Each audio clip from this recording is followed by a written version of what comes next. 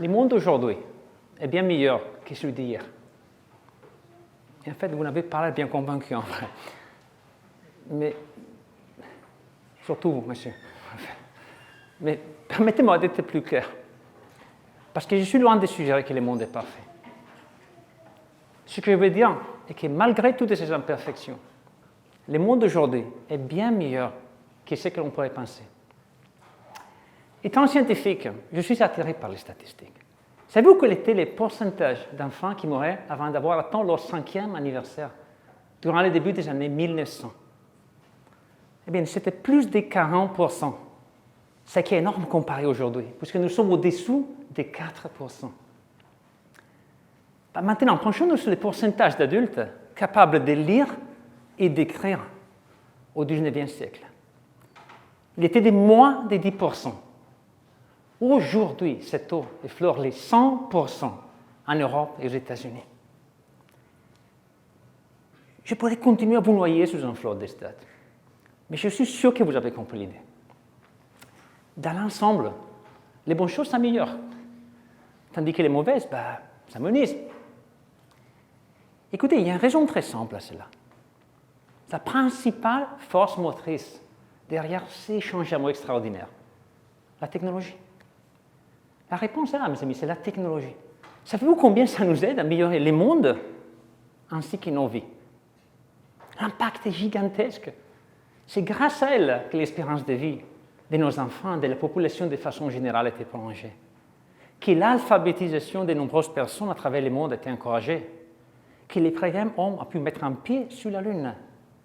Que nous continuons encore aujourd'hui à entraîner des progrès énormes dans les traitements des maladies comme le cancer ou la dépression. Et que vous, oui, vous pouvez continuer toutes et tous à n'importe quel moment, communiquer instantanément avec des personnes venant des 4 coins du monde ou avec votre famille si vous êtes loin de chez vous. Et c'est incroyable quand on y pense. Nous sommes les seuls animaux sur Terre capables de concevoir et construire des artefacts si complexes pour subvenir à nos besoins. Donc, une ode à la technologie, mesdames et messieurs. Bravo, technologie. Mais c'est là que se pose une question fondamentale.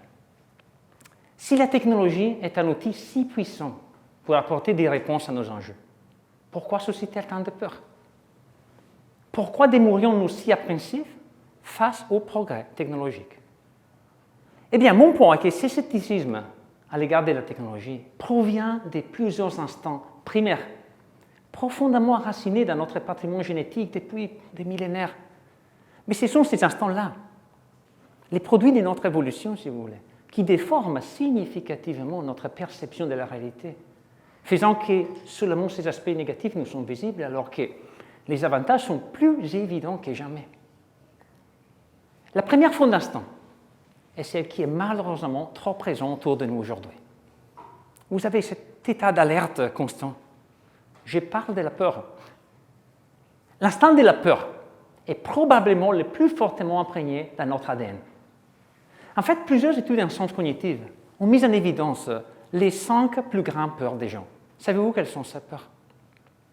Les serpents, les araignées, les inconnus et l'inconnu en général, les hauteurs et le fait d'être piégé dans des espaces restreints. Ces peurs s'entremêlent profondément ici dans notre cerveau pour des raisons évolutives évidentes. Les peurs de l'empoisonnement, de la douleur physique, des inconnus. On est des nos-ancêtres à survivre. Vous êtes probablement en train de vous demander quel est le rapport avec la technologie. Et la réponse est très simple. La technologie a une capacité extraordinaire à faire vibrer encore et encore les cordes de notre cerveau, à réveiller nos peurs primitives. Pensez-y. La peur de prendre l'avion. Phobie enracinée dans notre peur primale du vide. L'appréhension que beaucoup d'entre nous, moi y compris, ressentent face à l'IRM, aux machines médicales, qui peuvent donner une impression de captivité et de perte de contrôle. Et le malaise viscéral que beaucoup ressentent face à des seringues, piqûres vénéneuses d'insectes. Ou alors, considérez l'intelligence artificielle, ou IA. Et nous y voilà, enfin, je suis sûr que vous l'attendez. l'une des technologies les plus controversées du moment, et qui d'ailleurs a été l'objet de mes recherches ces dernières années. Imaginez, quelle chance. Savez-vous pourquoi tant de gens ont si peur de l'IA? Parce que nous avons découvert que la plupart d'entre eux ne savent pas ce que c'est. Pour beaucoup de gens, il s'agit d'une entité totalement étrangère, d'une force invisible, omniprésente mais insaisissable, qui existe mais sans un emplacement précis. Voilà encore l'inconnu, cette peur primitive. Et c'est normal, c'est tout à fait normal que les cerveaux s'emballent et nous transmettent des signaux d'alarme, de hey, fais attention, danger en vue, inconnu. Voilà un exemple de l'instant de la peur en action. Les médias et les artistes, comme les cinéastes, ne peuvent pas s'empêcher d'exploiter cet instant de peur. Qui sur Terre regarderait un film avec un personnage principal, un algorithme bienveillant qui aide les gens à traduire des textes ou prendre de jolies photos? Mais c'est bien plus sensationnel un super ordinateur machiavélique, méchant, qui veut contrôler les mondes et nous tuer. Il faut que l'humanité soit en danger d'extinction à un moment. Petite pause pour voir les choses différemment. L'intelligence artificielle d'aujourd'hui n'a rien à voir avec ces créations extravagantes d'Hollywood. L'IA d'aujourd'hui n'est ni plus ni moins qu'un outil. Un outil pas très sophistiqué en vrai, qui nous permet de simplifier et peut-être améliorer différents aspects de nos vies. La gestion de nos appareils domestiques intelligents, la traduction des textes, la recommandation des contenus sur Netflix, Spotify ou YouTube, la gestion de notre emploi du temps, et même le suivi de notre activité physique quotidienne. Les gars, Terminator n'est pas à nos portes, ni au coin de la rue. Donc gardez ceci à l'esprit.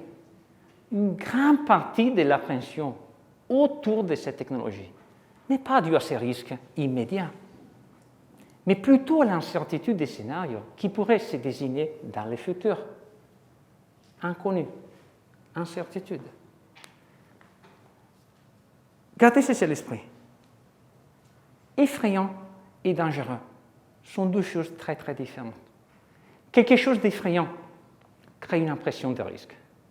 Quelque chose de dangereux pose un risque bien réel. Est-ce que ça vaut vraiment la peine d'accorder autant d'importance à ce qui est effrayant, à ce qui nous fait peur?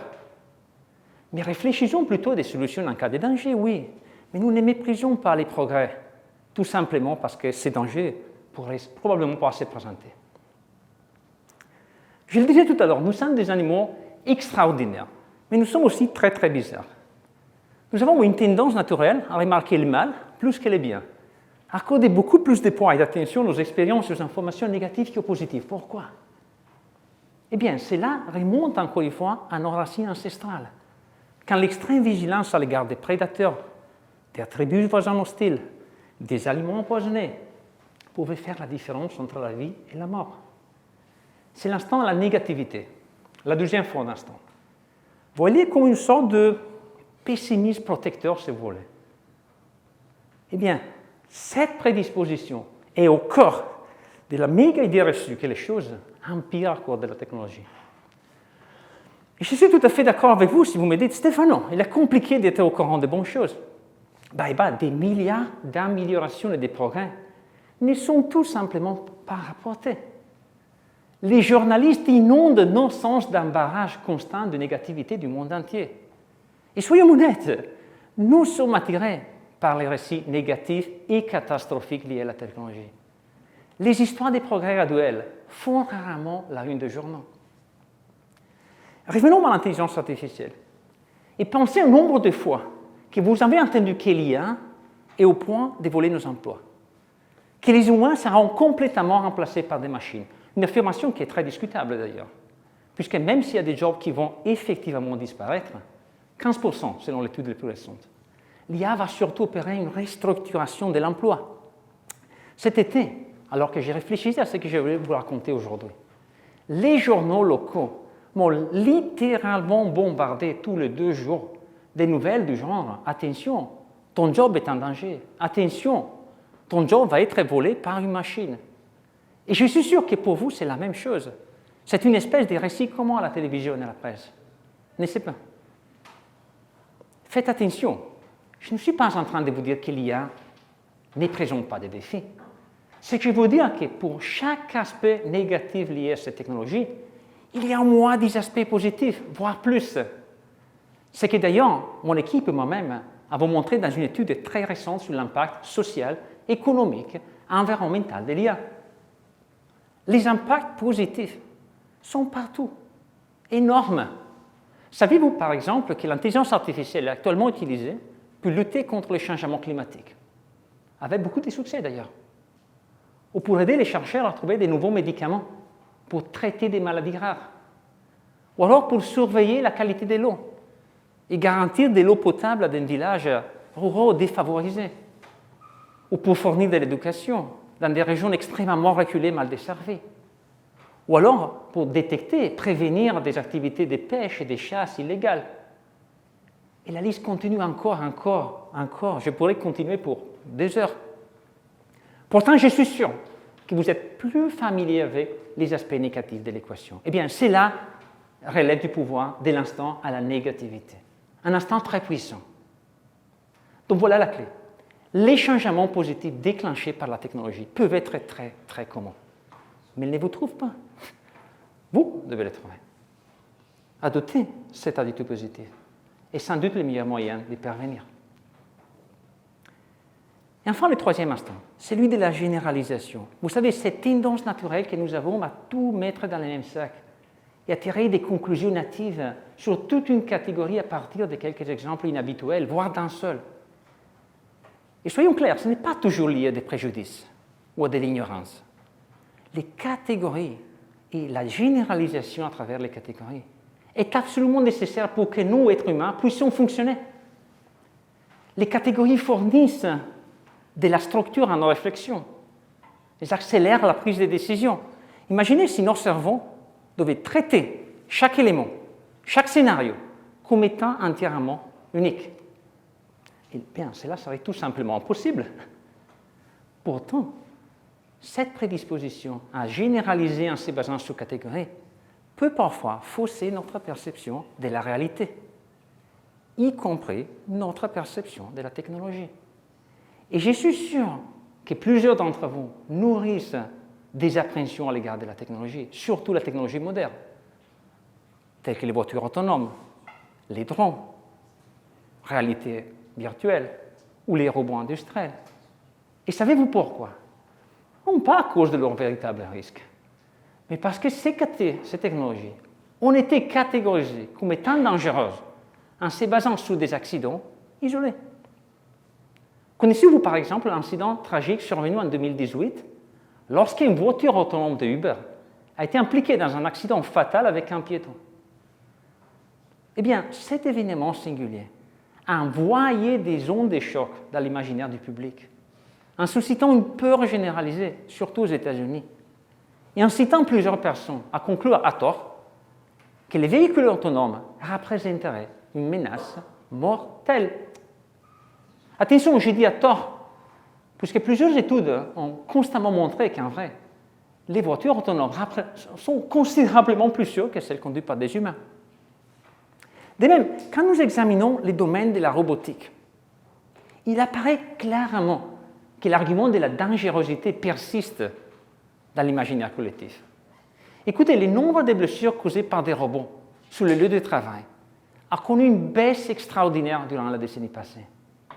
Pourtant, nous continuons à catégoriser cette technologie comme dangereuse, en négligeant les progrès énormes dans leur bilan de sécurité et les avantages que les robots ont pu apporter des travailleurs qui doivent accomplir des tâches complexes, ou alors aux travailleurs qui présentent des graves handicaps.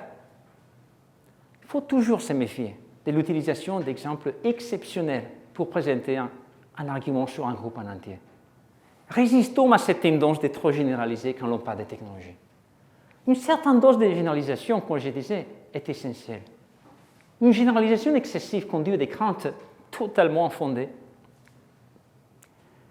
Eh bien, ce petit voyage à travers nos instants les plus profonds touche à sa fin, mais il reste quand même un tout dernier instant que nous devons garder à l'esprit dans nos discussions autour de la technologie. Peut-être moins ancien que les autres, mais néanmoins profondément influent. C'est l'instant de rejeter la faute. de chercher toujours un bouc émissaire, plutôt que d'assumer la responsabilité quand les choses tournent mal. Soyons clairs, la technologie en elle-même n'est pas intrinsèquement malveillante. C'est la façon dont nous l'utilisons qui peut l'être. Si les médias sociaux diffusent des informations erronées, ce n'est pas la faute des plateformes, mais celle des utilisateurs qui ne vérifient pas les sources. Si les enfants passent 2 heures devant l'écran du téléphone portable, ce n'est pas la faute du téléphone, mais celle des parents qui ne supervisent pas l'utilisation de l'appareil. Donc les pouvoirs de déterminer l'impact de la technologie reposent entièrement sur nos épaules. C'est toujours nous, en fin de compte. Nous partageons toutes et tous une partie de cette responsabilité. Merci.